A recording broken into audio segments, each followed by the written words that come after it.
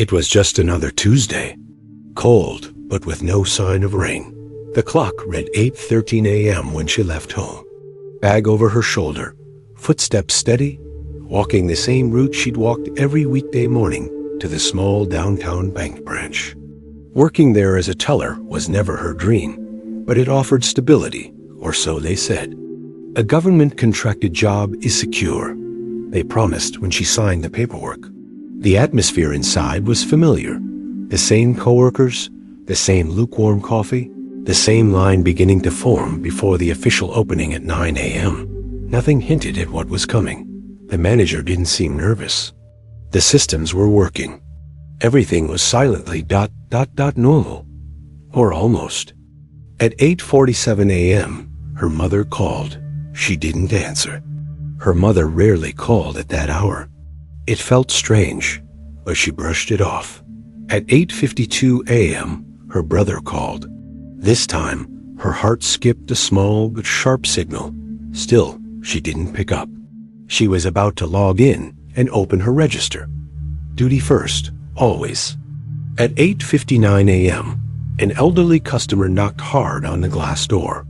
He was pale and visibly shaking. He said something about a message on his phone.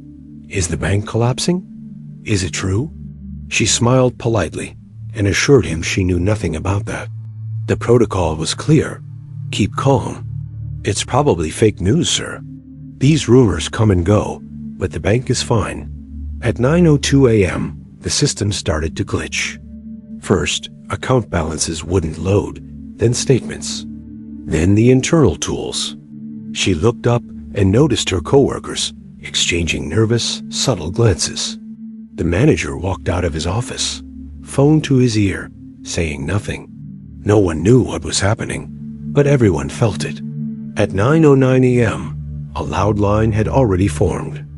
Clients were raising their voices, waving their phones, showing failed transactions, denied payments, disappearing balances. And then finally, she answered her mother's call. Sweetheart, I'm serious. The news says the bank is under investigation. People are losing everything. Her throat went dry. She looked around. She wanted to believe it was just another exaggerated panic, but something inside her knew this wasn't a rumor. At 9:16 a.m., the system was officially shut down. Over the internal speaker, a tense voice announced that service was being suspended for security maintenance. She still tried to smile. Still said, "One moment, please," to the pregnant woman in front of her. Still clung to the idea that somehow things would make sense. But the security guard at the door had changed. His posture tense, his eyes watchful. The invisible tension turned into something real, something heavy. And what started as just another Tuesday now tasted like an ending. At 9:23 a.m., someone slammed the glass divider hard enough to crack it. A man shouted that his mother's life savings were gone, that there was nothing in her account. Another man shoved the front door with his shoulder. A massive collective panic was building, and she was standing right in the middle of it. That's when she understood. It wasn't just a technical glitch or a temporary shutdown. She was at the epicenter of a quiet catastrophe that would swallow lives whole, starting with hers. The bank lobby had turned into a holding cell of fear. Clients paced like caged animals, murmurs rising to shouts, the walls reverberating with confusion and panic. She stood frozen behind the counter, her hands trembling just enough to be noticed if someone looked closely. But no one was looking at her. Not yet. At 9:28 a.m., the manager returned, his face a mix of corporate calm and personal terror. He didn't speak to the customers. He walked straight to the back office, locked the door behind him, and made a call one she could partially overhear. Phrases like central command, containment, and media protocol filtered through the frosted glass. She didn't know exactly what they meant, but they didn't sound like recovery. Some clients tried to leave, but the front door had been manually locked. For security, the guard explained it was temporary. That explanation didn't hold long. People began to film. Others shouted. A woman in her 50s demanded to see her account statement. A man asked to withdraw everything cash now. When told it wasn't possible, he laughed in disbelief, then broke into tears. Inside her head, she was replaying the headlines she'd seen over the years about banks folding overnight, investors losing everything, systems too big to fail collapsing anyway. But those were always stories about other people, other countries. This was her building, her paycheck, her name tag. At 9:34 a.m., an internal message flashed across the employee terminal. Just 2 words, in red: lockdown active. No explanation, no instructions. Just an alert. She glanced at her coworkers. One of them, Juliana, had already removed her name tag and was quietly backing toward the staff exit. Another, Marco, stood still, pale as paper, whispering into his phone, likely to his wife. The room felt like a sinking ship, and everyone was pretending the water wasn't already at their ankles. She tapped the screen again, still offline. She tried calling the manager, no answer. Her mind raced. What was the system doing while they all stood there, confused? Somewhere, someone was making decisions about money, about silence, about who would be left behind. She wasn't being informed. She was being erased, minute by minute. At 9:39 a.m., her phone buzzed with a message from a former coworker at another branch. Check the news. Internal fraud. Regulatory freeze. We're all shut down. 3 sentences that detonated every illusion she had left. She looked around, then noticed how the atmosphere had shifted. It wasn't just confusion. Now it was betrayal. The customers weren't just scared. They were beginning to understand that someone, somewhere, knew this was coming. And they did nothing. She could feel it like static in the air. The customers' eyes started to turn toward her, not with curiosity, but with something deeper, blame. In their minds, she represented the system, and the system had vanished. At 9:42 a.m., a man walked up to her window. He didn't shout. He didn't shake. He simply placed his phone on the counter and pressed play on a voice message. It was his wife, crying, saying the hospital wouldn't release their daughter unless they paid the remaining balance. The account was frozen. She was begging him to do something. He looked at the teller and said quietly, "Tell me this isn't happening." But she couldn't. She couldn't even tell him what was happening. All she knew was what the system had decided. No answers, no apologies, no accountability. Just silence and a countdown no one could stop. 9:44 a.m. She would remember that time for the rest of her life. Not because something loud happened, but because of what didn't. There was no explosion, no scream, no siren. Just a suffocating stillness, as if the entire building inhaled and never exhaled again. She sat there, staring at the blank screen in front of her, blinking as if it would come back to life. But it didn't. And neither did the illusion that she still had control. Around her, people were speaking, some yelling, some whispering, but it all sounded distant, underwater. And the email came, a silent ping on her personal phone, from an internal HR address she'd never seen before. Subject line, notice of termination due to operational crisis, immediate effect. No warning, no meeting, no explanation. Just a digital execution. She opened it, hoping for a mistake, a wrong recipient, a clarification. But it was hers, her name, her ID number. Her position terminated, effective 9:42 a.m., 2 minutes ago. She had still been standing behind the counter, still trying to calm people, still believing she had a job, a role, a function, something to contribute.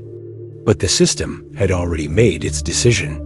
She was done, disposed of, silently. She looked up. No one around her knew. She hadn't told them. She didn't know how to say it. That she was no longer staff. That she was now just another casualty standing inside a collapsing institution, wearing a uniform that no longer meant anything, Her hands dropped from the counter. She took a step back, and another. The distance felt symbolic. She was no longer part of them. She pulled out her phone, checked her balance empty. She blinked again. Maybe it was another glitch. She refreshed, still 0. She opened her email again, searched for any previous alerts. Nothing. They had emptied her account at the same moment they ended her contract. She tried calling the number listed in the email. It rang once, then cut off. Then came the notification. This number is no longer in service. At 9:48 a.m., a man kicked over one of the lobby chairs. Another client was crying openly on the floor. A woman shouted at the guard, demanding the doors be opened. The guard, overwhelmed, stepped aside. Not because he was ordered to, but because he too had just received a message. They were all being let go. System-wide, instant, the doors swung open. Not with order or dignity, but with chaos. Some left at a rush. Others stayed, stunned. She stood there in the middle, not knowing which she was, employee or victim, witness or suspect. At 9:52 a.m., someone handed her a newspaper that had just been delivered outside. The headline wasn't about them. It wasn't about the branch. It wasn't about the clients. It was about restructuring, about systemic efficiency, about shifts in fiscal responsibility. Cold words for warm bodies. No one mentioned the woman who lost her job without a word. No one mentioned the pensioner who couldn't access his savings. No one mentioned the families locked out of their funds, or the chaos that unfolded inside a branch that morning. At 9:55 a.m., a reporter outside aimed a camera at the building. But by then, the story had already been rewritten by someone far away in a boardroom she'd never enter. And the truth? The truth had already vanished into a server she could no longer access. By 10:01 a.m., the crowd had mostly dispersed. A few lingered on the sidewalk, staring at the building like it might apologize, like someone might step out and explain everything. But no one did. She stood just outside the glass doors, holding her phone tightly, unsure of where to go. Her account was gone. Her job was gone. And worse, her name had been removed from the company portal. It was as if she had never existed within the system at all. Inside, the manager's office was empty. He had slipped out through the rear exit 20 minutes earlier, briefcase in hand, eyes down. The other employees? Scattered. No one had said goodbye. No one had even looked her in the eye. It was as if grief had become procedural. Pre-formatted, automated. She tried to call her brother. No answer. Tried her mother again. Straight to voicemail. Her body felt detached walking, moving, but with no internal narration. Everything she thought she understood about safety, about structure, had dissolved in under an hour. And the most terrifying part? There was no villain, no announcement, no visible collapse. The building still stood. The logo still gleamed in the sunlight, but the damage wasn't to the walls.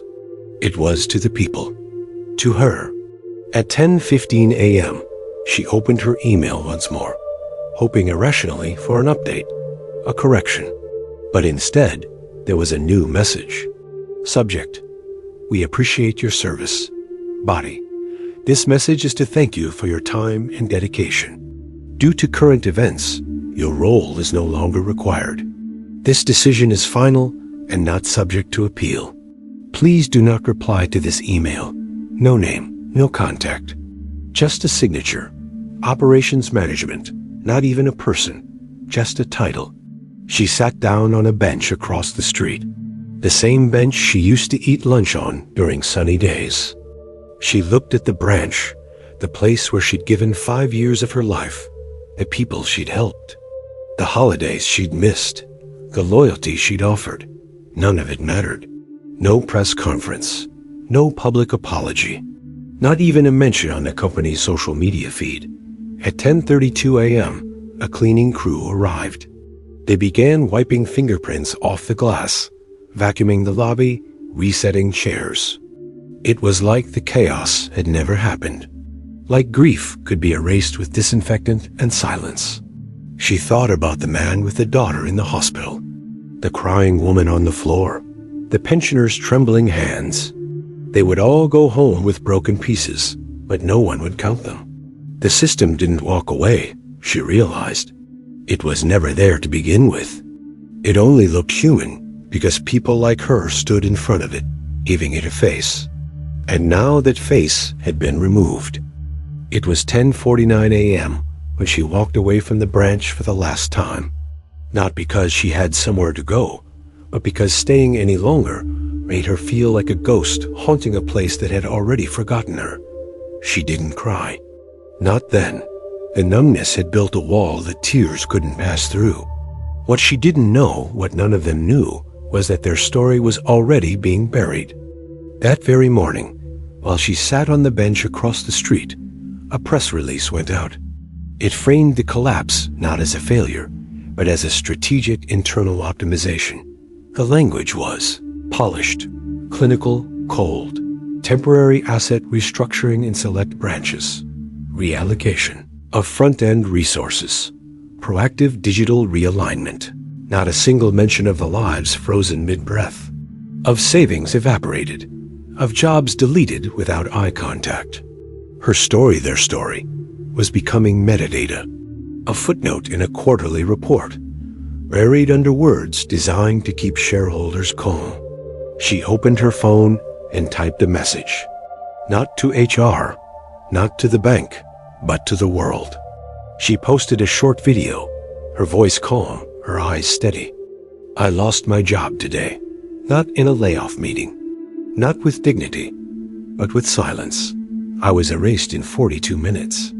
My account, my career, my voice. And no one said a word. She didn't expect anyone to care, but they did. Thousands of people began to share their own stories. Silent firings, accounts drained, systems that collapsed without ever admitting guilt. Her story became a spark, not because it was rare, but because it was happening everywhere, and no one had dared to name it. She hadn't just lost everything. She had uncovered something. A truth the system feared most, that once people stop trusting the silence, they start listening to each other. And that changes everything.